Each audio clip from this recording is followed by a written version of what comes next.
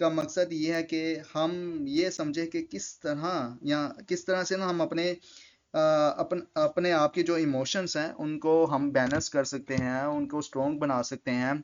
इसके अलावा जो है वो अपनी जो सेंसिटिविटी को रिड्यूस कर सकते हैं। इमोशनल स्ट्रेंथ का मतलब है कि हम अपने इमोशंस को ना समझ सकें। सबसे पहली बात यही है कि जैसे कि टॉपिक जो था कि वो था टॉपिक सेमिनार वर्कशॉप का, कि किस तरह से हम बीइंग जो है ना इमोशनली स्ट्रांग और सेंसिटिविटी को किस तरह से कम कर सकें। तो इमोशनल स्ट्रेंथ का मतलब यही होता है कि सबसे पहले हम इमोशंस को समझें, उन्हें कंट्रोल कर सकें और मुश्किल वक्त में भी अपने आप को ना संभाल सकें।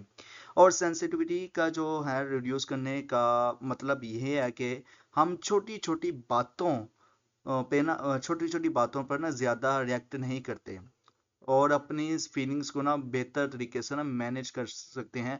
तो सेंसिटिविटी को रिड्यूस करने का मकसद यही होता है। तो इस सेमिनार में वर्कशॉप में ना हम मॉडर्न साइकोलॉजी और इस्लामिक साइकोलॉजी दोनों के बारे में ना हम देखेंगे। इनके मॉडर्न साइकोलॉजी के क्या नज़रियात हैं, इस्लामिक साइकोलॉजी के क्या नज़रियात हैं, उनके बारे में देखेंगे, समझेंगे, पढ़ेंगे, मतलब कि जो भी है। और इसके अलावा फिर मज़ीद जो है ना अपने इमोशंस को बेहतर बनाने के बारे में हम क्वेश्चन सेशन जो है वो एंड पे भी कर सकते हैं। इसके अलावा अपनी सेंसिटिविटी को किस तरह से कम कर सकते हैं उस हवाले से भी क्वेश्चन सेशन जो है वो हम एंड में रखेंगे। तो सबसे पहले जो है इमोशनल डेफिनेशन जो है, इमोशंस की डेफिनेशन और टाइप्स की तरफ हम आते हैं। इमोशंस की जो डेफिनेशन है, सबसे पहले इमोशन का जो लफ्ज़ है वो लतीनी ज़ुबान से निकला है। और लतीनी ज़ुबान का किस वर्ड से निकला है, किस लफ्ज़ से निकला है? इमोवर से निकला है। EMOVER, ई इमोवर से निकला है, जिसका मतलब है कि मूव, मतलब कि हरकत, या स्ट्राइप, स्ट्राइप करना। तो इसका मतलब है कि इमोशंस वो जज्बात हैं, मतलब कि इस वर्ड से हमें ये समझ में आता है कि इमोशंस वो जज्बात हैं, या वो जज्बात हैं जो इंसान के अंदर हरकत पैदा करते हैं, ठीक है, और उन्हें किसी एक्शंस या रिएक्शंस की तरफ ले जाते हैं। एक तो ये बात होगी इमोशंस का जो वर्ड है वो इमोवर से निकला है, जिसका मतलब है मूव करना। लतीनी ज़ुबान के जो वर्ड है इमोवर से निकला है, जिसका मतलब है मूव करना या हरकत करना। तो इससे साफ पता चलता है कि इमोशंस मतलब कि वो जज्बात हैं इंसान के, या वो जज्बात जो इंसान के अंदर हरकत पैदा करते हैं। अगर इमोशंस की डेफिनेशंस की बात करें तो इमोशंस वो जज्बात या फीलिंग्स है जो हमारी सोच, बिहेवियर और फिजिकल रिएक्शंस को ना डायरेक्ट करती है, फिजिकल रिएक्शंस को ना बराह रास्त ना वो इजहार करती है। और ये एक कम्प्लेक्स साइकोलॉजिकल स्टेट भी होती है जो इंसान के ना जज्बात, जहनियत और जिस्मानी हालात को ना एक दूसरे से कनेक्ट करती है। और इमोशन अक्सर ना कोई इवेंट या सिचुएशंस के रिस्पॉन्स में भी होती है। जैसे कि अगर इंसान को कोई मुश्किल परेशानी फेस कर रहा है तो वो फ्रस्ट्रेशंस भी हो जाता है, सैडनेस भी हो जाता है, यहाँ तक कि ओवर हेलमेट भी हो जाता है, और यहाँ तक कि क्या है वो गुस्सा भी करता है और गम भी करता है, उदास भी हो जाता है। तो बहुत से इमोशंस की जो स्टेट है वो इंसान फेस करता है अपनी ज़िंदगी में। अगर इमोशंस की टाइप्स की बात करें तो जो कॉमन इमोशंस की टाइप्स जो है ना साइकोलॉजी में, तो हर एक की कैटेगरी के ना रूट काजेस की इमोशंस की टाइप्स है, लेकिन हम ओवरऑल जो जनरल इमोशंस की जो टाइप्स हैं वो यहाँ पे डिस्कस करेंगे। और पॉजिटिव इमोशंस नंबर वन पे आता है, जिसमें है कि पॉजिटिव इमोशंस वो जज्बात हैं जो हमारे अच्छा फील करवाते हैं। कि हम जैसे कि हम खुशी महसूस करते हैं तो हमें अच्छा फील हो रहा है, तो ये भी पॉजिटिव इमोशंस में आएगा। और अगर हम क्लेमनेस महसूस कर रहे हैं, सेटिस्फेक्शन का एहसास हमें हो रहा है, तो ये भी पॉजिटिव इमोशंस में काउंट होगा। इसी तरह अगर हम हैप्पीनेस महसूस कर रहे हैं, अगर मोहब्बत महसूस कर रहे हैं, तो उम्मीद जो है वो होप, वो भी जो है वो पॉजिटिव इमोशंस में आती है। लेकिन ओवरऑल अगर होप नेगेटिव हो तो वो भी नेगेटिव इमोशंस में काउंट होगी। ओके, तो होप पॉजिटिव में भी आती है और नेगेटिव में आती है। तो इसलिए जो उम्मीदें हैं या गुमान है वो इंसान को अच्छे रखने चाहिए ताकि उसके पॉजिटिव इमोशंस में इजाफा हो। इसी तरह नेगेटिव इमोशंस की बात करें तो नेगेटिव इमोशंस वो है जो कि इमोशंस की दूसरी टाइप है। तो नेगेटिव इमोशंस वो जज्बात होते हैं कि जब जो हमें ना बुरा महसूस करवाते हैं, और हम ना स्ट्रेस या एंग्जाइटी या डिप्रेशंस या ओवर थिंकिंग या ओसीडी का भी हम पेशेंट्स बन जाते हैं समटाइम। और यहाँ तक कि गुस्सा भी आता है हमें, और गम भी महसूस करते हैं, यहाँ तक कि नफरत भी महसूस करते हैं या जेलस भी महसूस करते हैं। तो ये सारे नेगेटिव इमोशंस में आते हैं। अगर हम बात करें मिक्स्ड इमोशंस की, मिक्स्ड इमोशंस वो होते हैं जो इंसान को ना क्लियर नहीं होते, मतलब कि इंसान ना समझ नहीं पाता और कश्मकश का शिकार हो जाता है। और मिक्स्ड इमोशंस में ना वो जज्बात हैं, मतलब कि वो इमोशंस शामिल होते हैं कि एक वक्त में ना इंसान दो या दो से ज्यादा इमोशंस रखता है, मतलब कि गुस्सा भी महसूस कर रहा है और साथ में नफरत भी महसूस कर रहा है। तो ये जो मिक्स्ड इमोशन है, गुस्से के साथ नफरत, तो ये मिक्स्ड इमोशंस में आते हैं, मिक्स्ड जज्बात में आते हैं। जैसे कि आम मिसाल एक ले लो कि जैसे कि किसी चीज़ पर ना खुशी भी है और गम भी है, और साथ साथ इंसान महसूस करता है। तो ये जैसे कि किसी की पुरानी याद, किसी गुजरे शख्स को आप याद भी कर रहे हो और आपके उसकी मूवमेंट्स की याद आ रही है और खुशी भी महसूस कर रहे हो, लेकिन ये है कि वो इंसान गुजर चुका है या आपकी ज़िंदगी में नहीं है, तो ये गम भी है। तो ये मिक्स्ड इमोशंस में आता है। अगर बात करें सेंसिटिविटी की तरफ हम आते हैं, तो ये मैंने साथ में ऊपर मैं जो है टॉपिक में डिस्कस करने हैं उनको मैं शेयर कर देता हूँ।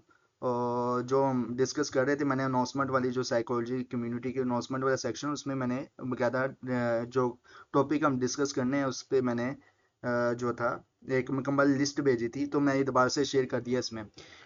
तो इसमें अगर हम नेगेटिव सेंसिटिविटी की तरफ आ जाते हैं, सेंसिटिविटी और इसकी डेफिनेशन और उसकी टाइप्स की तरफ आ जाते हैं, तो सेंसिटिविटी वो सलाहियत होती है इंसान की, और ये सेंसिटिविटी हर एक इंसान के अंदर होनी चाहिए। यकीन मानो कि अगर सेंसिटिविटी अगर इंसान के अंदर नहीं है तो दुनिया में जो है ना वो बैलेंस नहीं रह सकता। क्योंकि इमोशंस की स्ट्रेंथ, अगर इंसान ज़्यादा ओवर इमोशंस रखे ना या ज़्यादा इमोशंस को काबू कर ले, तो सेंसिटिविटी अगर ख़त्म कर दी जाए इंसान के अंदर से, तो दुनिया स्टेबल नहीं रह सकती, और इंसान फिर जो है ना वो अल्लाह की तरफ भी नहीं पलट सकता, और यहाँ तक कि उसे ना नेकी का पता होता है, ना अच्छाई का या ना बुराई का उसको पता होता है। तो सेंसिटिविटी किसी के अंदर अच्छी है और ज़्यादा है ना, तो उसको अच्छा फील करना चाहिए इस हवाले से कि अल्लाह ताला ने उसके अंदर एहसास जो है वो ज़्यादा रखा है। तो सेंसिटिविटी का जो लफ्ज़ है ना, सबसे पहले ये लतीनी ज़ुबान से दिया गया है, और जो कि सेंसिस से निकला है, सेंसस। तो लतीनी ज़बान के ये जो वर्ड है सेंसस, इसका मतलब है कि फील या परसीव, ठीक है। तो सेंसिटिविटी का मतलब है कि फील करना या परसीव करना। तो इसका मतलब ये है, मतलब कि सेंसिटिविटी का मतलब ये है कि इंसान की ना अंदरूनी सलाहियत ऐसी होती है कि वो चीज़ों को महसूस करता है और समझता है, और पावर और इस लफ्ज़ से रिलेट होता है। अब एक लड़की के ना कंफ्यूजन्स मैं दूर करता हूँ आजकल की, जैसे कि लड़कियां कहती हैं कि हमें ना क्या है कि समझने वाला हो। एक्चुअल में ना लड़का, अगर कोई लड़का ज़्यादा केयर करता है और ज़्यादा उसके ना मैं उसके जितने भी जज्बात है उसकी रिस्पेक्ट करता है, समटाइम जो भी है, तो लड़की कहती है कि ये मुझे समझता है। एक्चुअल में यहाँ पे लड़की की कन्फ्यूजन्स ये होती है कि वो जो लड़का अगर आपके गम में या खुशी में जितने भी है, जो ओवरऑल जो आपकी ज़िंदगी के पर्सपेक्टिव से उसमें अगर आपकी कंट्रीब्यूशंस कर रहा है लड़का अपना, तो एक्चुअल में वो सेंसिटिव है आपको लेकर। और सेंसिटिविटी में वो क्या होता है कि वो शक भी करता है, और वो ज़्यादा मतलब कि रूट काजेस बन जाता है उसका, और सेंसिटिविटी में आके वो बहुत कुछ करता है। तो सेंसिटिविटी इंसान को ना, जैसे कि लड़कियां ज़्यादातर सेंसिटिव होकर रोती हैं ना, तो लड़के सेंसिटिव होकर जो है ना एग्रेसिव बिहेव करते हैं, और ज़्यादा सेंसिटिव होकर। तो ये कन्फ्यूजन्स जो होती है ना, ये रूट काज, यही इंसान की ना फिर आपस में एक दूसरे के खिलाफ ना जंगी मकसद बन जाता है इंसान का एक दूसरे के साथ, या रास्ते की रुकावट बन जाता है, और जिससे इंसान एक दूसरे को समझ नहीं पाता। और ओवरऑल मैंने ज़िंदगी में काफ़ी ऐसे देखे हैं पर्सपेक्टिव्स कि लड़का एक तरफ शक्ल शुबा कर रहा होता है, लेकिन लड़की समझ रही होती है कि अब पहले मुझसे मोहब्बत करता है, मेरा ख्याल करता था, लेकिन अब वो इस तरह कर चुका है या इस तरह कर रहा है। तो ओवरऑल ये चीज़ें जो है ना वो बहुत मैटर करती हैं। अच्छा, सेंसिटिविटी की जो डेफिनेशन की तरफ अगर मैं आऊँ, तो सेंसिटिविटी वो सलाहियत है जिसके ज़रिए ना इंसान अपने आसपास के हालात, लोगों के जज्बात और सिचुएशंस को ना जल्दी और गहराई से महसूस करता है। जैसे कि अक्सर लड़के जो ज़्यादा सेंसिटिव होते हैं या डाउट करते हैं लड़की पे, क्योंकि वो माशरे में वो चीज़ों को देख चुके होते हैं, महसूस कर चुके होते हैं कि आज का जो माशरा वो बहुत ख़राब है, और मेरी जो वाइफ है या जो भी है मेरी, तो उस पे भी उसका इम्पेक्ट पड़ सकता है। तो वो या फिर डाउट में होता है, या फिर होड़ चक्रों में होता है। जैसे कि एक PSY 408 में ना एक सोनिया नाम की एक लड़की है, वो बार बार ना अपने जो सायरा, जो PSY 408 जो मैं रिकॉर्डेड करता हूँ ना लेक्चर, तो उसमें ना एक सोनिया नाम की लड़की है ना, वो बार बार अपने बॉयफ्रेंड्स को ना जो है ना क्राइस, उसका बॉयफ्रेंड है तो उसको ना बार बार उसको कॉल करके ना उसको पूछ रही होती है तुम कहाँ हो या क्या कहाँ किधर हो। तो एक्चुअल में ना स्ट्रेस में रहती है। तो सेंसिटिविटी जो जाहिर सी बात है कि इंसान को पॉजिटिव की तरफ भी लेके जाती है, लेकिन नेगेटिव में क्या हुआ कि वो स्ट्रेस में इंसान को ज्यादा काउंट करेगा।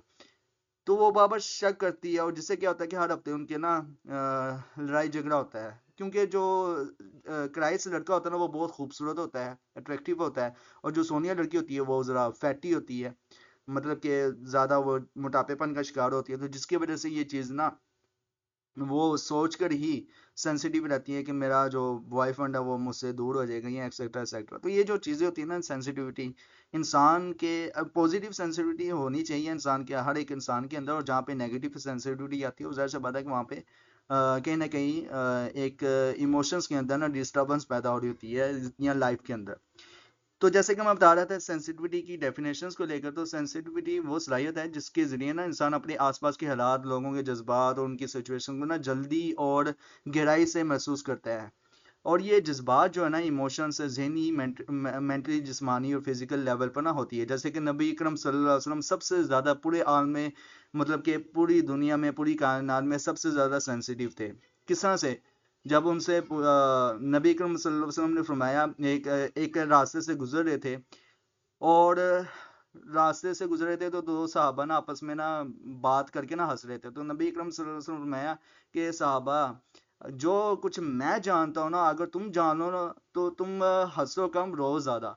क्योंकि नबी अकरम सल्लल्लाहु अलैहि वसल्लम ने दोजक को भी देख लिया हुआ था अपनी आंखों से, दोजक किस तरह की है, और इसी तरह जन्नत के जो लवाजमात हैं इंसान के लिए, और जो जन्नत में अल्लाह ताला ने इंतजाम किया वो भी देख लिया था।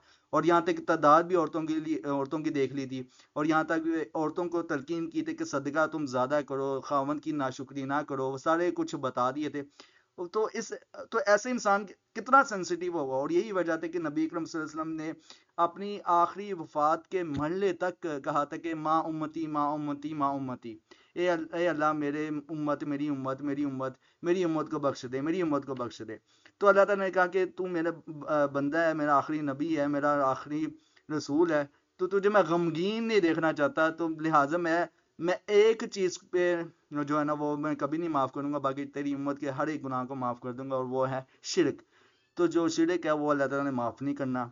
और नबी अकरम सल्लल्लाहु अलैहि वसल्लम के अल्लाह ताला के अल्लाह अल्लाह नबी अकरम सल्लल्लाहु अलैहि वसल्लम ने जैसे कि आखिरी जो शफात वाली जो दुआ है वो भी अल्लाह अल्लाह के नबी ने संभाल के रखी थी, यहाँ तक कि आपका जो लखते जिगर बेटा इब्राहिम अलैहिस्सलाम वो वफात पा रहे थे, तो हजरत आयशा ने कहा था कि आप दुआ करें, तो उस दिन चांद ग्रीन भी लगा हुआ था, और काफर जो थे यहूदी तो वो समझ रहे थे कि हजरत इब्राहिम इस्लाम जो कि नबी के सल्लल्लाहु अलैहि वसल्लम के बेटे हैं वो जा रहे हैं, तो शायद इसी वजह से अल्लाह ताला इस तरह दिखा रहा है निशानियाँ। तो फिर तब हमने वो चांद गिन की जो है नमाज पढ़ी थी, और लोगों को बताया था कि किसी के वफात से चांद गिन का कोई ताल्लुक नहीं है, अल्लाह ताला अपनी निशानियाँ दिखाता है। खैर, तो बहुत वाक़े हैं, बहुत ऐसे वाक़यात हैं सेंसिटिविटी को लेकर इस्लाम में। अगर मैं डिस्कस करने लग जाऊँ तो बहुत ही डिटेल में मैं 2-3 घंटे में लेक्चर दे सकता हूँ, क्योंकि I am a psychologist of Islamic psychologist.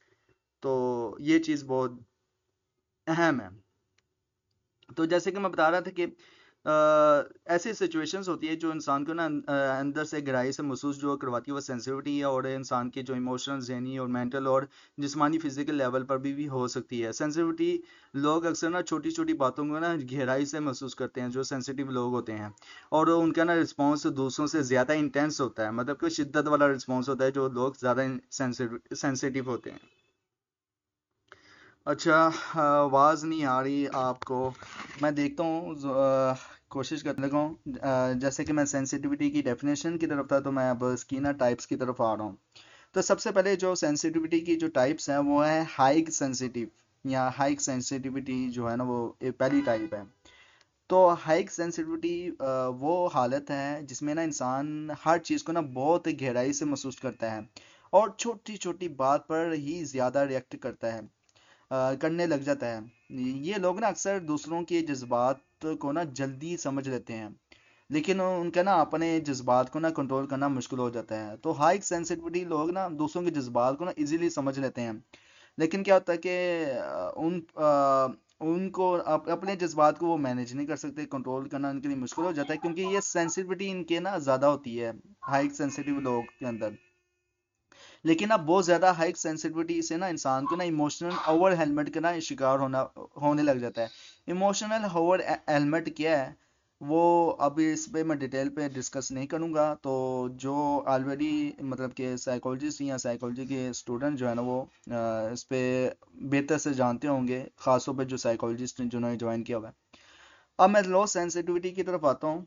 और लो सेंसिटिविटी में ना वो हालत होती है इंसान की कि अगेन वॉइस नहीं आ रही। ओके, तो मैं अब दोबारा से ना हाई सेंसिटिविटी की तरफ आता हूँ। तो जो सेंसिटिविटी की पहली टाइप है, तो हाई सेंसिटिविटी वो हालत होती है जिसमें इंसान ना हर चीज़ को ना बहुत गहराई से महसूस करता है और छोटी छोटी बात पे ना रिएक्ट करता है, बहुत ज़्यादा रिएक्ट करता है। और ये जो लोग होते हैं ना, मतलब कि जो सेंसिटिव लोग होते हैं, बहुत ज़्यादा हाई वाले सेंसिटिविटी वाले लोग जज्बात को ना जल्दी से समझ लेते हैं और उनके ना अपने जज्बात पर कंट्रोल करना मुश्किल हो जाता है। बहुत ज़्यादा हाई सेंसिटिविटी से ना इंसान को इमोशनल ओवर हेलमेट होना पड़ सकता है। अब इमोशनल ओवर हेलमेट क्या है, इस पे मैं बात नहीं करूँगा, क्योंकि ऑलरेडी ना आपको पता होना चाहिए और ये डिटेल से एक सेमिनार वर्कशॉप भी रखा जा सकता है इस पे। अब लो सेंसिटिविटी वाले वो लोग वो होते हैं या वो हालत होती है लो सेंसिटिविटी वाली, जिसमें ना इंसान इतनी जल्दी किसी बात या हालत पर ना रिएक्ट नहीं करता और वो जज्बाती तौर पर ना ज़्यादा स्टेबल रहता है। लेकिन ऐसे लोग ना इमोशंस को समझते हैं, लेकिन उनका ना रिस्पॉन्स नेचुरल या इंटेंस नहीं होता। तो जो लो सेंसिटिविटी वाले लोग होते हैं ना, उनका रिस्पॉन्स जो होगा ना वो नेचुरल नहीं होगा और इंटेंस वाला नहीं होगा। लेकिन क्या कि इमोशंस को वो समझते हैं। तो मैं उन लड़कियों को सलाम करता हूँ कि जो बहुत ज़्यादा सेंसिटिव है, क्योंकि ना अगर सेंसिटिव हो ना इंसान के अंदर, तो वो जज्बात को ज़्यादा समझता है, वो लड़की ज़्यादा समझती है उस पर्सन को जिसके साथ वो अटैच है। लेकिन अगर वो कम सेंसिटिव है, तो वो अगर कोई बात या रिक्वायरमेंट भी रखेगी उसको, तो वो अननेचुरल होगा या फिर इंटेंस वाला नहीं होगा। तो ये जो लो सेंसिटिव वाले लोग होते हैं ना, ज़्यादा स्ट्रेस और मुश्किल सिचुएशंस को ना इतनी जल्दी ज़्यादा महसूस नहीं करते। अब अंडरस्टैंडिंग की तरफ आएंगे हम इमोशंस की। मैं इसको ज़रा नीचे कर लूँ स्लाइड को। अच्छा, जैसे कि मैंने ये कंटेंट्स ऊपर शेयर किया, मैं फिर बार से अटैच कर लेता हूँ ताकि आपको मैं वक्तम फ़ौकन जो है ना इसके अकॉर्डिंग आपको समझा सकूँ। तो अंडरस्टैंडिंग इमोशन स्ट्रेंथ की तरफ आता हूँ। तो इसमें जो है ना सबसे पहले इमोशन स्ट्रेंथ की जो डेफिनेशन है, मतलब कि इमोशंस की जो पावर है या स्ट्रेंथ है या सलाहियत है, वो क्या होती है इमोशन स्ट्रेंथ की। तो इमोशन स्ट्रेंथ वो सलाहियत है जो इंसान को ना अपने जज्बात को कंट्रोल करने, समझने और उन्हें ना अच्छे तरीके से हैंडल करने में ना मदद देती है। तो इसलिए इमोशन स्ट्रेंथ होनी चाहिए। अच्छा, इसका मतलब ये भी है कि कोई भी ना मुश्किल सिचुएशन या इमोशनल चैलेंजेस सामने आने पर ना इंसान इमोशनली बैलेंस रहता है और अपने रिस्पॉन्स को ना ठीक अच्छे तरीके से ना मैनेज कर सकता है। इमोशनल स्ट्रेंथ काफ़ी ज़्यादा इमोशनल इंटेलिजेंस से रिलेटेड होती है। अब इमोशनल इंटेलिजेंस जो है ना, ये भी एक बहुत बड़ा टॉपिक है। इस पे भी ब्रीफली सेमिनार वर्कशॉप रखा जा सकता है, क्योंकि इमोशनल तब ही स्ट्रेंथ वाले होंगे जब इमोशनल इंटेलिजेंस होंगे। जितनी इमोशनल इंटेलिजेंस इंसान के अंदर रहती है, वो उतने अपनी इमोशन से वाकिफ होता है। अब लोग, अब 35 साल वाला लड़का या 40 साल वाला लड़का या 30 साल वाला लड़का, वो ज़्यादा क्यों नहीं लड़की से अटैच होता। मैं उन लड़कों की नहीं बात कर रहा या उन लड़कियों की नहीं बात कर रहा जो उसके नाम में कनेक्टेड हो जाती हैं। क्यों? क्योंकि वो अपने इमोशंस को ना इंसान समझ चुका था, क्योंकि एक्सपीरियंस किए होते हैं उन्होंने, माशरे की, सोसाइटीज़ के जो पर्सपेक्टिव्स हैं उनसे वाकिफ़ होते हैं। तो उनकी इमोशनल इंटेलिजेंस ही बहुत ज़्यादा स्ट्रॉन्ग हो चुकी होती है। जिसकी वजह से वो ना अपनी इमोशंस से स्ट्रेंथ के बेस पे ना वो कंट्रोल कर रहे होते हैं अपने आप को, और ये इंटेलिजेंसी होती है उनके अंदर, इमोशन इंटेलिजेंसी। अच्छा, इसमें ना इमोशन स्ट्रेंथ में ये भी, इमोशन इंटेलिजेंस में ये भी होता है कि इंसान अपने और दूसरों के ना इमोशंस को समझता है और कंट्रोल करने की भी सलाहियत भी रखता है। मिसाल के तौर पर इमोशनल इंटेलिजेंस की एक एग्जांपल ले देता हूँ।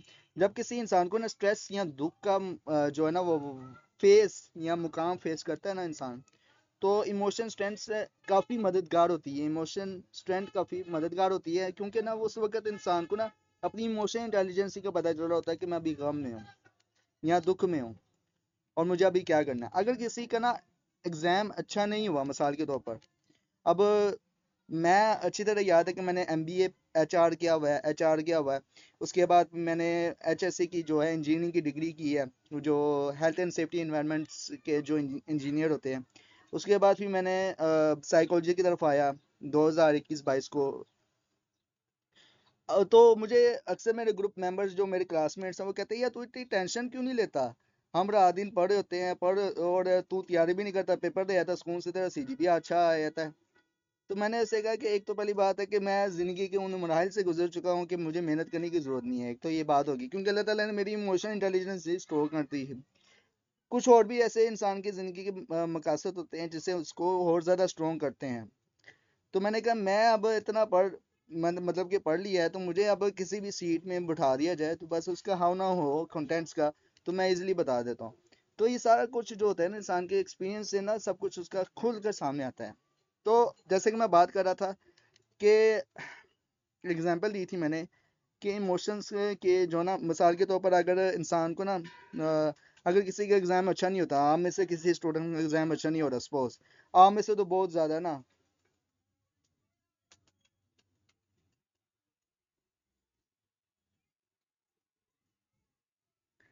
देखें अल्लाह ताला ने जो औरत की बुनियाद अगर रखी है ना, उससे ज़्यादा सेंसिटिव बनाया है। इसलिए तो अल्लाह ताला के नबी का फरमान है कि औरत जो है ना वो इब्ने आदम की टेढ़ी पसली से बनी है। वो जो टेढ़ी पसली जो है ना वो सेंसिटिव है। जो दिल की इब्ने आदम की जो दिल की तरफ जो पसली है ना, वो जो है ना वो उसके दिल की तरफ से वो बनाई गई है, तो वो जाहिर सा बात है कि वो सेंसिटिव उसको ज़्यादा एक चीज़ रख दी है। क्यों रख दी है? ताकि वो मर्द के इमोशंस को बैलेंस कर सके, और मर्द जो है ना वो इमोशनली तौर पर बैलेंस नहीं रहता बानिस्बत औरत के। और आज के दौर में ना औरत की जो मतलब कि अजल से ही हज़रत आदम अलैहिस्सलाम से ही औरतों की तादाद एक तो ये है कि पूरी दुनिया में भी ज़्यादा है, और दूसरा ये है कि औरतें जो है ना वो बीमारी ज़्यादा जो है ना वो बर्दाश्त कर सकती हैं बानिस्बत मर्द के। और यही वजह है कि दुनिया में औरतों की तादाद ज़्यादा है। अगर कोई वायरस इंजेक्ट कर दिया जाए औरत के अंदर और मर्द के अंदर, तो मर्द के चांसेस ज़्यादा होते हैं उस वायरस से मरने के, जबकि औरत से नहीं, क्योंकि औरत इमोशनली स्ट्रॉन्ग रहती है और मर्द इमोशनली स्ट्रॉन्ग नहीं रहता, वो डिस्टर्ब होता रहता है। लेकिन औरत ज़्यादा सेंसिटिव होती है और मर्द ज़्यादा सेंसिटिव नहीं हो पाता, क्योंकि वो एक तो ये है कि इमोशंस ज़्यादा उसके स्ट्रॉन्ग नहीं होते, तो इसलिए वो ज़्यादा सेंसिटिव नहीं होता। जो लोग ज़्यादा सेंसिटिव होते हैं वही अपनी इमोशंस को ज़्यादा काबू नहीं कर पाते। तो इन द स्टार्टेड जो मैंने कि आपको टाइप बताई थी, हाई की इमोशन सेंसिटिविटी, सॉरी जो मैंने बताई थी हाई के सेंसिटिविटी वाले लोग क्या होते हैं कि वो अपने इमोशंस को बैलेंस नहीं कर पाते, और लड़कियों के अंदर अगर सेंसिटिविटी ज़्यादा है तो वो इसलिए अपने इमोशंस को बैलेंस नहीं कर पाते, और लो सेंसिटिविटी वाले लोग जो होते हैं ना वो इमोशंस को बैलेंस कर लेते हैं। इसलिए तो रेप के जो चांसेस होते हैं वो मर्द की तरफ से ज़्यादा होते हैं। क्यों तो आज के दौर में इसलिए भी हो रहा है क्योंकि मर्द ज़्यादा पोर्नोग्राफी देख रहा है या औरत ज़्यादा पोर्नोग्राफी देख रही है, तो वो ओपनली जो है ना वो रेप तो नहीं कर सकती, कोई औरत को देखा है कि वो रेप कर रही हो ओपनली। मर्द इसलिए रेप कर लेता है क्योंकि ना उसके इमोशंस जो होते हैं ना वो इतने नहीं होते, क्योंकि वो लो सेंसिटिव होता है, और यही वजह है कि वो इजीली कर लेता है और ओपनली कर लेता है। तो ये जो पर्सपेक्टिव्स है ना साइकोलॉजी के तौर पर, तो जैसा इम्पैक्ट मर्द को दिखाया जाता है वो वैसा करने की प्रैक्टिस भी करता है, कोशिश भी करता है। ओके, होपफुली काफ़ी आप समझ गए होंगे। मज़ीद ये है कि एंड पे फिर क्वेश्चन आंसर सेशन होगा, तो उसमें आप मज़ीद क्वेश्चन दोहरा सकती है, तो मैं आपको ओपनली जो है ना ओवरऑल इस सेमिनार वर्कशॉप में आपको मैं समझाऊंगा।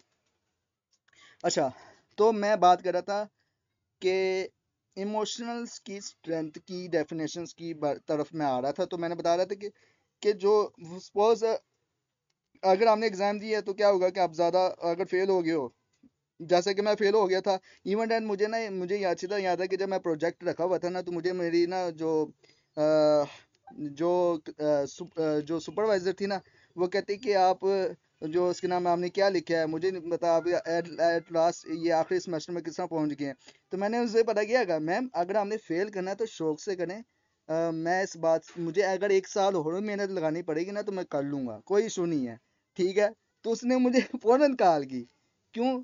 क्योंकि मैं इतना सेंसिटिव नहीं था यार, फेल ही करनी है, फेल करना हो कर ले, कोई बात नहीं, मैं मेहनत में जिद कर लूंगा, ठीक है। मैंने ज्यादा सेंसिटिविटी नहीं महसूस की। तो जाहिर सी बात है जी, इसी तरफ आ रहा हूँ मैं। मैम नूरल एन के किस तरह से हम इमोशंस की स्ट्रेंथ बना सकते हैं।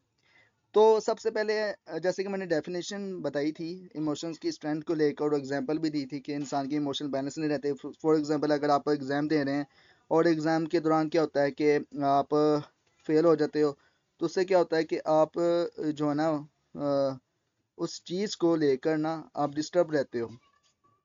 मतलब कि अगर आप डिसपॉइंट हो जाते हो, महसूस डिसपॉइंटमेंट महसूस करते हो एग्जाम को लेकर, क्योंकि आप फेल हो गया, और आपकी जो इमोशनल स्ट्रेंथ है उसे समझने में, आपकी जो इमोशनल स्ट्रेंथ होगी ना वो समझने में मदद देगी कि नहीं यार चलो कोई बात नहीं, फेल ही हुआ ना, ये तो टेम्परेरी आर्जी फेज है, इंशाल्लाह मैं मजीद मेहनत करूंगा और अच्छे तरह से कामयाब हो जाऊंगा, जो अभी मुझे फेलियर महसूस कर रहा है। तो इमोशनल स्ट्रेंथ इसलिए कहते हैं कि उस वक्त इंसान को दिलासा होता है, दिलासा मिलता है, ठीक है, जो अंदर से इंसान के निकलता है।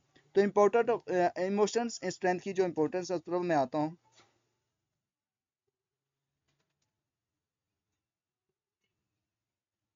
अच्छा, तो आपका क्वेश्चन है मलिक साहब के सर, ये पूछना था कि अगर गुस्सा बहुत ज़्यादा है, हद से ज़्यादा आता है, तो कैसे कंट्रोल करें।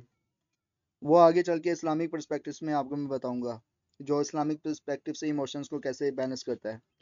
अच्छा, तो सबसे पहले मैं इमोशंस की स्ट्रेंथ की तरफ आता हूँ। और इमोशंस की स्ट्रेंथ में जो है ना वो नंबर वन पे जो इम्पोर्टेंस ऑफ इमोशन स्ट्रेंथ में सबसे पहले है कि स्ट्रेस को हैंडल करना इंसान को सीखे। साइकोलॉजी की फील्ड में ना सबसे पहले जो चीज आती है ना, जो सिम्टम्स में, नेगेटिव सिम्टम्स में अगर देखा जाए, तो वो है स्ट्रेस। जब भी, और स्ट्रेस कैसे पैदा होता है, आपकी सोचों से। और साइकोलॉजी में सबसे पहले आपके स्ट्रेस को देखा जाता है, आपके फिर जितनी भी चीज़ें हैं उनको देखा जाता है, जो क्योंकि रूट काजेज अक्सर देखा गया साइकोलॉजी इफेक्ट है कि स्ट्रेस जो है ना सबसे सबसे बड़ी चीज़ों की बुनियाद हर एक चीज़ की, इंसान के नेगेटिव इमोशंस की, या नेगेटिव उसके जो जितने भी डिसऑर्डर्स पैदा होने वो स्ट्रेस है। अब स्ट्रेस को हैंडल करने में ना सबसे पहले है कि इमोशन स्ट्रेंथ जो है ना वो आपको हैंडल, आपके स्ट्रेस स्ट्रेस को ना हैंडल करने में अहम किरदार अदा करती है। जब कोई स्ट्रेस या प्रेशर वाली सिचुएशंस को ना देख रहा होता है ना, इमोशन स्ट्रेंथ उस वक्त आपको ना पैनिक होने से रोकती है। तो जब इंसान स्ट्रेस फील करता है ना, तो तब भी वो पैनिक होता है, तब भी वो गुस्से में आता है, तब भी वो जो है ना उस चीज को ना अगेंस्ट रिएक्ट करता है। मिसाल के तौर पर एक स्टूडेंट एग्जाम की टेंशन में होता है। आम में से जब एग्जाम आ रहे होते हैं ना, कई स्टूडेंट एग्जाम की टेंशन में होते हैं, तो उस वक्त आपके घर वाले भी कुछ कह रहे होते हैं ना, तो आपको गुस्सा, इरिटेशन, फ्रस्ट्रेशन, उकताहट महसूस होती है। तो अगर आपकी इमोशन स्ट्रेंथ मजबूत होती है ना, तो आप पैनिक नहीं होते हैं, और आप घबराहट से बच सकते हैं। और आपकी जो फोकस होती है ना वो तैयारी पे होती है कि मैंने फोकस होता है। अच्छा, दूसरा ये है कि इमोशंस की स्ट्रेंथ में ना सबसे पहले रिलेशनशिप में बेहतरी आती है। अगर आपके पास इमोशंस के अंदर स्ट्रेंथ है, कुव्वत है आपके इमोशंस के अंदर, तो आपके रिलेशनशिप में बेहतरी आएगी। तो जब आप अपने इमोशंस को कंट्रोल कर सकते हैं ना, तो आप अपने रिलेशनशिप में भी सब्र और समझदारी का इजहार करते हो। मिसाल के तौर पर अगर किसी रिलेशनशिप में कोई मिसअंडरस्टैंडिंग हो जाए, तो इमोशन स्ट्रेंथ के जरिए ना, इमोशनल की कुव्वत की वजह से आप इम्पल्सिव रिएक्शंस की बजाय ना, मतलब कि वो चीज़ें जो आपके बाबर माइंड में रिपीट हो रही हैं, आप ठीक तरीके से ना बात समझा सकते हो और मसले को सोल्व कर सकते हो। उसके बाद है थर्ड नंबर पे है कि अगर इमोशनल स्ट्रेंथ इंसान के अंदर आ जाए, तो फिर मेंटल हेल्थ भी इंसान की इम्प्रूव होती है। मिसाल के तौर पर पहले मैं बता दूं मेंटल हेल्थ कैसे इंप्रूव होती है। सबसे बड़ी है कि इमोशनल स्ट्रेंथ ना आपको एंजाइटी और डिप्रेशन जैसे ना कंडीशन से बचाती है। तो जाहिर सी बात है कि जब एंजाइटी नहीं होगा, डिप्रेशन नहीं होगा, तो इंसान की जो हेल्थ है वो इम्प्रूव होगी। हमारी ज़िंदगी में डेली बेसिस पे हम एंजाइटी और डिप्रेशन महसूस करते हैं नॉर्मली तौर पर, हाई लेवल के तौर पर नहीं। और ये जो है ना एंजाइटी और डिप्रेशन जो मिनी लेवल पे हम फेस कर रहे होते हैं, वो किसी ना किसी एक्टिविटी में एंगेज होने की वजह से ना वो कम हो जाता है, लेवल बैलेंस हो जाता है। क्योंकि ना आपको ना अपने इमोशंस को ना मैनेज करने की सलाहियत देती है ये इमोशनल स्ट्रेंथ। अच्छा, मिसाल के तौर पर आपको जैसे कि मैं बता रहा था मेंटल हेल्थ कैसे इंप्रूव होती है, जब ये चीज़ नहीं होगी एंग्जाइटी डिप्रेशन या स्ट्रेस, हो जाहिर सी बात है कि आपकी मेंटल हेल्थ इंप्रूव होगी, आपको सही तरह से नींद आएगी, आप सही तरह से हर एक का अच्छे रिस्पॉन्स कर सकेंगे। जैसे कि आज के दौर में ज़्यादातर रिसेप्शनिस्ट या कॉल सेंटर्स में या ओवरऑल जो दूसरी फील्ड्स है उसमें, मतलब कि जो कंज्यूमर से डायरेक्ट एंगेज हो सके वो ज़्यादातर लड़कियां रखी जाती हैं। क्यों? क्योंकि वो अपने बिहेवियर्स को बैलेंस बनाए रखती हैं। रिसेप्शनिस्ट में आप देख लें तो ज़्यादातर आपको लड़कियां मिलेंगी, कॉल सेंटर्स में आपको लड़कियां मिलेंगी। तो ओवरऑल जो जिनका बराह रास्त उन अदारों का जिनका बराह रास्त डायरेक्ट कंज्यूमर से ताल्लुक होता है, सार्फिन से ताल्लुक होता है, तो वो ज़्यादा वो लड़कियों को प्रेफर करते हैं। ओवरऑल जो मैनेजमेंट के लेकर ना लड़कों को ज़्यादा प्रेफर किया जाता है।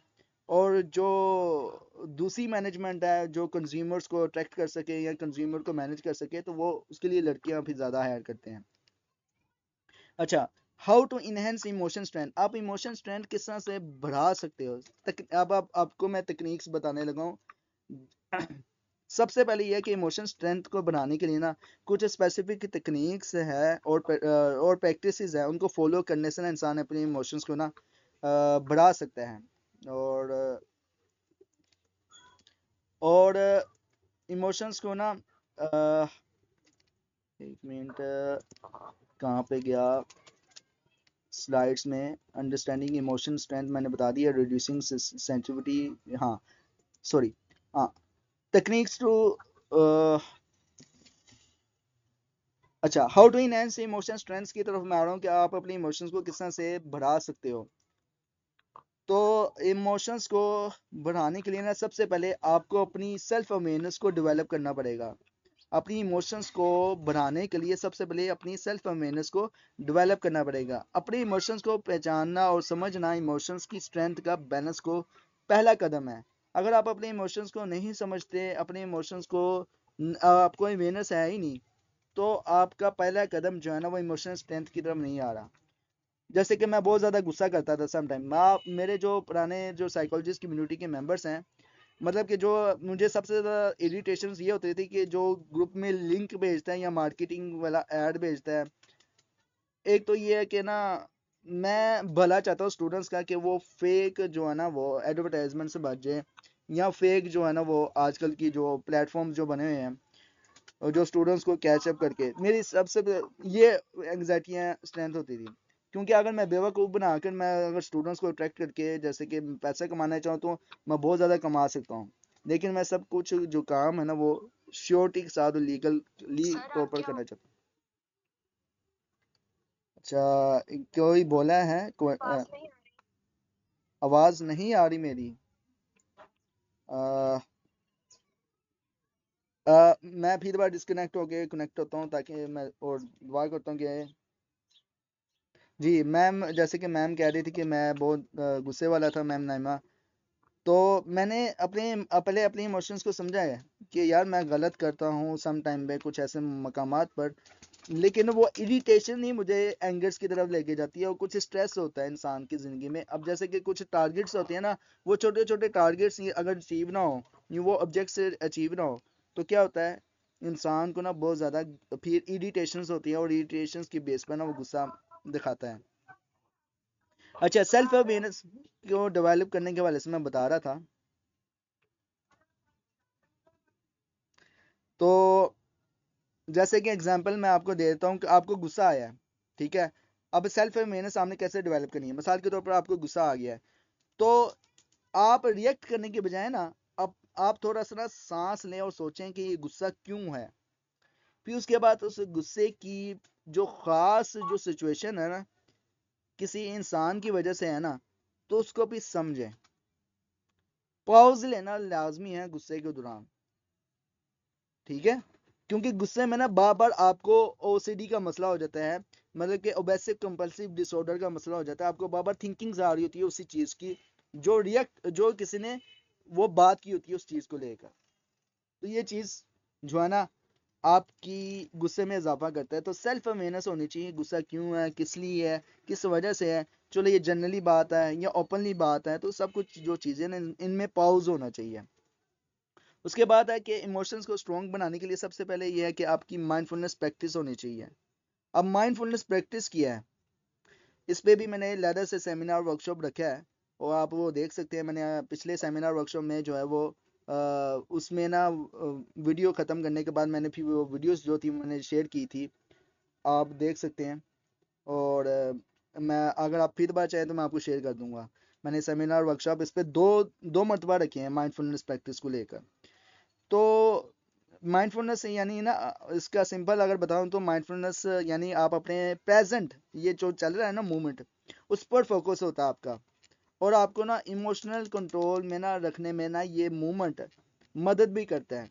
इसके जरिए ना आप अननेसेसरी स्ट्रेस और नेगेटिव इमोशन से ना दूर रह सकते हैं। मिसाल के तौर पर अगर आप रोजाना 10 मिनट माइंडफुलनेस मेडिटेशन करें, आपको ना दिन के इमोशन जो जितने भी स्ट्रेस है ना वो निकालने में मददगार मददगार साबित होगा। वो 10 मिनट की जो एक्सरसाइज होगी माइंडफुलनेस मेडिटेशन की एक्सरसाइज। उसके बाद इमोशनल इंटेलिजेंस पर काम करें, आप अपने इमोशंस की इंटेलिजेंस को स्ट्रॉन्ग करें। ये जो पॉइंट है ये बहुत अहम है इमोशंस की स्ट्रेंथ को बढ़ाने के लिए। आप अपने और दूसरों के इमोशंस को ना समझने की सलाहियत यानी इमोशंस इंटेलिजेंस आपकी ना इमोशनल स्ट्रेंथ को ना बेहतर बढ़ाती है। और इसके ज़रिए ना आप दूसरों के जज्बात को ना बेटर कंप्रीहेंड कर सकते हैं, और उनके एम्पैथी के तकनीक से ना मतलब कि एम्पैथिकली हमदर्दाना तौर पर आप तरीके से ना बिहेव कर सकते हैं अगर आप इमोशन इंटेलिजेंस के साथ काम करें। तो इमोशन इंटेलिजेंस जो है वो इमोशन स्ट्रेंथ में इजाफा करती है, जैसे कि पहले भी बताया था और अब भी फिर दोबारा बता दिया। उसके बाद प्रॉब्लम सॉल्विंग स्किल में इजाफा करें अपने इमोशंस को स्ट्रेंथ में इजाफा करने के लिए। मिसाल के तौर पर अगर आप इमोशन स्ट्रेंथ को ना काफ़ी ज़्यादा प्रॉब्लम सॉल्विंग से रिलेट करते हैं ना, जो कोई मुश्किल या इमोशन हालत सामने आए, तो जब कोई आपकी मुश्किल या मुश्किल वाली हालत सामने आती है ना, तो फिर आप ना बहुत ही सुकून वाले सोचों को ना अपने अंदर इनहेल करते हो, ताकि आप मसले का हल निकाल सकें। अब जैसे कि मेरा क्या फोकस है कि मैं जो है ना वो साइकोलॉजिस्ट कम्युनिटी जो वेबसाइट पे उस पर मैं ना अभी काम कर रहा हूँ, और मेरे इन्वेस्टमेंट के साथ साथ मेरी खुद की एफर्ट भी लग रही है। तो मैं चाहता हूँ कि बस ग्रुप की निगरानी करें, हम ये जो रोला ही मुका दूँ मैं ये जो व्हाट्सएप में फाइल्स भेजने का, बल्कि मैं उस वेबसाइट के अंदर ही फाइल्स रखता हूँ। जैसे कि मैंने पहले भी वेबसाइट बनाई थी और स्टूडेंट्स उसे डाउनलोड कर लेते थे, काफ़ी फ़ायदेमंद था। लेकिन ये था कि वो थोड़ी सी ना वेबसाइट नाकाम रही, लेकिन मैंने फिर मेजर सोर्सेज को इकट्ठा किया और अनलिमिटेड स्टोरेज खरीदी, और फिर क्या फिर उसके अंदर मैं डाटा रखना चाह रहा हूँ। अब मैं चाहता हूँ कि कोई ऐसी टीम हो मेरे साथ एंगेज हो, तो मैंने इसलिए ना एडमिन्स को ना हायर करना शुरू कर दिया कि कुछ ग्रुप पे भी फोकस करे, कुछ मेरे साथ भी रहे। उसके बाद फिर मैंने क्लिनिक्स और रिहेबिलिटेशन सेंटर्स भी बनाने हैं, जो कि साइकोलॉजिस्ट कम्युनिटी क्लिनिक के नाम से भी हो, साइकोलॉजिस्ट कम्युनिटी रिहेबिलिटेशन सेंटर्स के नाम से भी हो। उसमें ओनरशिप भी आपको मिल जाएगी, लेकिन यह है कि एनुअल फंड से जो है ना वो जो है ना वो आपको लाजमी सबमिट करना होगा। वो इसलिए होगा क्योंकि जो ओवरऑल जो एंगेजमेंट है ना साइकोलॉजिस्ट कम्युनिटी की, वो ग्लोबली तौर पर ना शामिल हो। आप वेबसाइट विजिट करके भी चेक कर सकते हो, लेकिन उस पर अभी काम चल रहा है। अच्छा, तो मैं बात कर रहा था कि प्रॉब्लम सॉल्विंग स्किल्स की। तो मैंने प्रॉब्लम सॉल्विंग स्किल्स को लेकर अपने इमोशंस को लेकर, तो साथ में ये आप भी अपनी डेली रूटीन में लोगों को हेल्प लेने के लिए भी इंगेज करते हो। जैसे कि आप व्हाट्सएप में तो इजीली हेल्प ले लेते हो, लेकिन अपने ज़ाहिरी ज़िंदगी में भी उन सोचों को भी शामिल करो जो आपको ये मसले का हल तलाश करती हो, या किसी की सोच को भी आप शामिल कर सकते हो जो आपके मसले का हल निकाल सके। इसके बाद है पॉजिटिव थिंकिंग की वजह से ना आपके इमोशनल स्ट्रेंथ ज़्यादा बढ़ती है।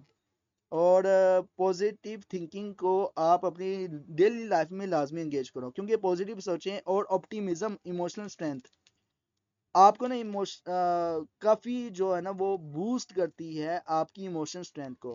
हर मुश्किल हालत में ना एक उम्मीद और जो अच्छी एक्सपेक्ट रखना ना आपके इमोशंस इमोशनली तौर पर ना स्ट्रॉन्ग बनाती हैं। मिसाल के तौर पर जब आप किसी नेगेटिव इमोशंस में हो ना, तो पॉजिटिव चीज़ों पर ना ज़्यादा फोकस करना और अपने इरादों को मजबूत कर रखना ना आपको इमोशनली रेजिलियंस बनाता है। मतलब ये कि अक्सर ना ग्रुप मेंबर्स ना बहुत ज़्यादा ओवर हेलमेट हो जाते हैं। हाय प्रोजेक्ट ओपन हो गया है, अब ये होगा, अब ये होगा, हमने सुना है। मतलब कि जो जो लोगों ने जिस तरह बातें की होती है, ड्राया होता है ना, वो उस तरह आगे ना मुझे आईबी में बता रहे होते हैं। तो मैं उनसे कहता हूँ कि जब ओपन होगा सब्र रखिए, जब ओपन होगा देखी जाएगी।